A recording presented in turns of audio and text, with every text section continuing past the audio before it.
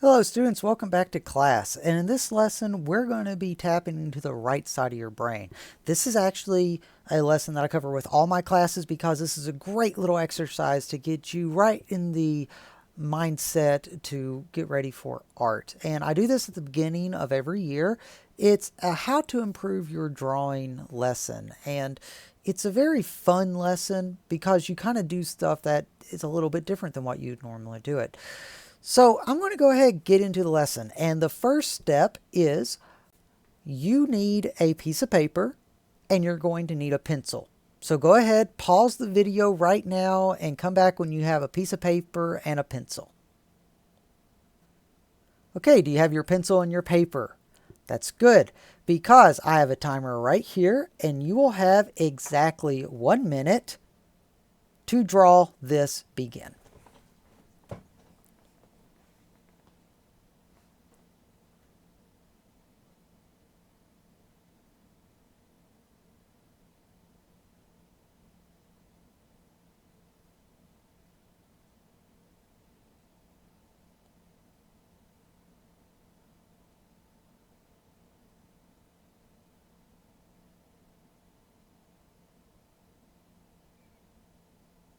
"30 seconds remain.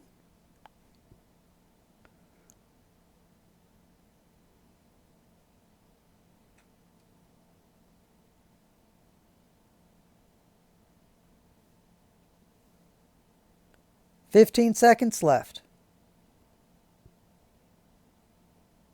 10 seconds. 5, 4, 3, 2, 1. You're done. Okay.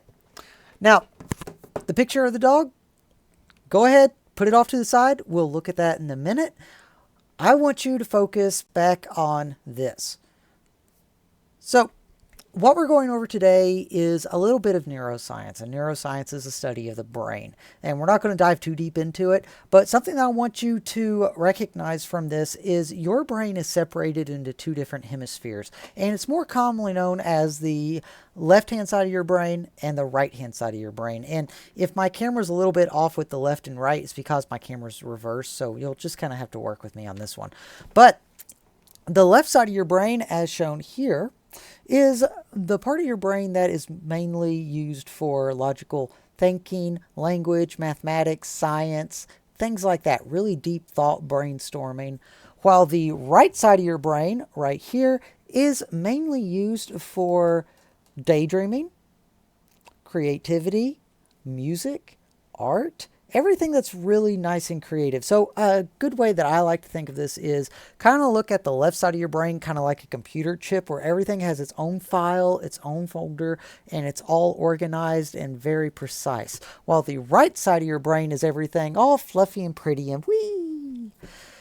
Okay, so I'm going to give you a test, and I want to test what side of the brain you are currently using right now more than the other. So I'm going to show you this video. Now, depending on which way the dancer is spinning, you are either on the left-hand side of your brain or the right-hand side of your brain. And there's going to be lots of different people. It's going to say, oh, she's spinning one way, and people are also saying that she's spinning the other way. I'm going to get every single person in here going counterclockwise, which is like this. And it's very simple to do. What I want you to do, I want you to focus on the spinning girl. And I want you to focus on her. Do not think about anything else other than what I'm going to tell you. And you have to be quiet. Level 0. I'm going to be giving you a math equation. This math equation I want you to do in your head. Do not say it out loud. Focus on the spinning girl. The math equation is 5 multiplied by 3 plus 5 minus 10. Divide that by 2. Multiply by 3. Subtract 5. Now, if you did that in your head, you should be spinning like this. Okay, now I'm going to get everybody spinning clockwise, which is this way. Again, I want you to focus on the girl spinning. Don't think about anything else other than what I'm about to tell you. Completely clear your mind. Now I want you to think of this picture as vividly and in as much detail as you can. Imagine yourself in a meadow. And a meadow is a very flat land with some grass growing up around you. And off in the distance, you're going to see some trees. And it's on a mountain, kind of like a rolling mountain with trees on it. In the middle of the field that you're standing in, there's a stream that's running down. And then off way far in the distance, you hear birds chirping. And then out from the trees at the base of the mountain, at the edge of the meadow, a deer trots out and goes over to the stream and starts drinking out of the stream. And when it does, butterflies fly out into the air. Okay, if you were visioning that and you were watching the spinning girl, you should now see her going clockwise, like this. Okay, so how does that work? Well, the spinning girl did not change at all, not one little bit.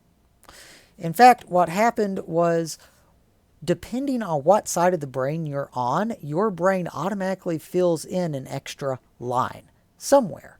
And in fact, these two spinning figures right here are spinning exactly the same way. The only difference is there's a white line. And whenever the figures stop, you'll be able to see that. But if you are spinning in the counterclockwise, which is like this, that means that you were on the left side of your brain. That is whenever you were doing math, because you do math on the left side of your brain. If you're spinning clockwise, which is like this, then you are on the right side of your brain, which is where all of your artistic and daydreaming and things like that. So whenever you were daydreaming, the figure started spinning clockwise. Now, the reason why I said these were both the same, if you look at the arms on both of the spinning girls right now, they're in exactly the same place. They're also exactly the same. The only difference is the white line. For instance, the girl's face is exactly the same as the back of her head. The only difference is the white line. And depending on the side of the brain you are on, your brain is really good at adding in details that it doesn't understand to make you understand. So that's why it looks like it's spinning one way, and then you think of it a different way, it's spinning another way. It's an optical illusion. Your brain is really great at filling in empty gaps. So let's go ahead and move on with the topic. Why does your brain do that? Well, the left side of your brain, it is more mathematics, science, reasoning, things like that, while the right side of your brain is more creative and expression and things like that. And I want you to think about this. In school, what do you primarily focus on? Are you focusing on the left-hand side of your brain or the right-hand side of your brain? Well, it is true. We focus in the United States more on the left side of our brain. And that's not necessarily a bad thing, because the majority of the better jobs that you can get whenever you grow up use the left side of your brain. So it's not a bad thing that we focus on that. It's just when you focus on one area instead of the other area, you focus unevenly, then one area becomes weaker than the other. And that's just how it is. So now we're going to go back. We're going to just think about that for a minute. We're going to go back and look at your dog drawings. So how many people drew a dog that looked like this, where you had 4 legs on the dog?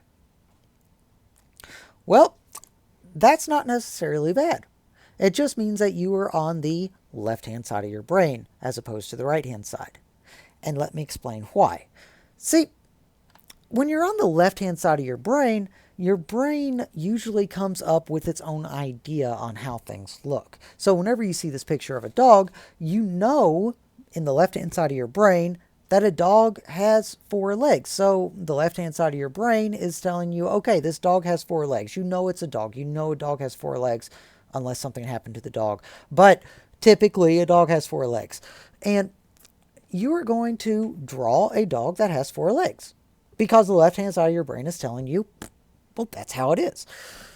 So whenever you draw something from the left-hand side of your brain, you draw it the way that your brain has stored that image. So you automatically associate a dog and it looks like this. So you draw a picture of a dog that looks like this. See this difference? And that's how your brain works. Because, and I love to use this example because my kids get a kick out of it. The first time you ever saw a cow, okay, just imagine you're riding down the road with your family and you look out the window and you're really little. You're probably, I don't know, 2 or 3. You're just learning how to talk, and you look up in the field and you field you're driving by and you see a cow sitting up on a hill and you go, huh, look at that. I wonder what that is. So you go into the left side of your brain and you go, and you bring open your filing cabinet and you're like, okay, that thing up there has 4 legs. Here's my folder with 4 legs. Let's dig through here. It has fur. Yup. Okay, it has a tail. Yeah. It has 2 ears. Yeah. And you look at it and you're thinking, huh, well, what I got in here is a dog. It matches all that criteria. So let's put that back. And you look up there and you say, wow, that's one ugly dog. And your parents look at you and say, oh, you poor dear, that's a cow. And you go, oh, and you go, bing. Let's see here, 4 legs, new folder, right here, it's a cow. And that's the way your brain works. That is how your brain associates different things together. And it's all stored in the left-hand side of your brain. So using that, the left-hand side of your brain is telling you what things should look like. Now, on the other hand, if you draw this picture and you are using the right side of your brain, which doesn't go off logical thinking, it goes off creativity, it goes off imagination, and it goes off what you actually see, then you would probably notice that the dog, you don't see 4 legs. You know the dog probably has 4 legs, but you don't see it. So whenever you are drawing something with the right-hand side of your brain, you're actually going to bypass what you think the dog is supposed to look like, and you're going to start drawing what you actually see. So that's the difference between using the left-hand side of your brain and the right-hand side. And that's why it's so important to get back in touch with the right-hand side of your brain if you're an artist. It helps you draw things the way you actually see them and not the way that you think that you see them. So let me go and get into your lesson. Your lesson for today. And as I said, if you've had my class previously, you already know this lesson. And we do this for 2 days, 2 class periods. And it's really fun. We are going to be drawing pictures upside down. The reason why is when you take something that you know and you draw it in a way you don't know, it's going to confuse the left-hand side of your brain. It is. The left-hand side of your brain is going to go, turn it over, turn it over, turn it over, turn it over, turn it over, turn it over. And you're going to say, nope, can't do it. And then before long, your left-hand side of your brain is going to go, I give up. And it's going to leave. And then the right-hand side of your brain is going to be able to work.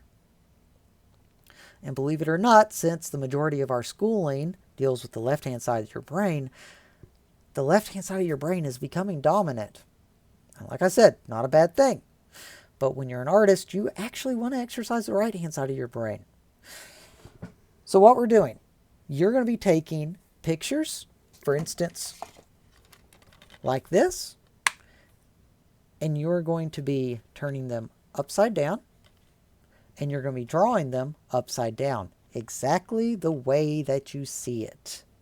Now, if you are in the classroom, I actually have a whole bunch of pictures for you to pick from. They range from easy difficulty all the way up to very difficult. And some of them, mainly they're SpongeBob and things like that. I also have a link down in the description if you're following along where you can find your own pictures. You can print them out yourself and you can flip them over. Or if you want, you can just Google some pictures and then flip them upside down and try to draw it upside down. Now, when I say draw upside down, I have a lot of students confuse this.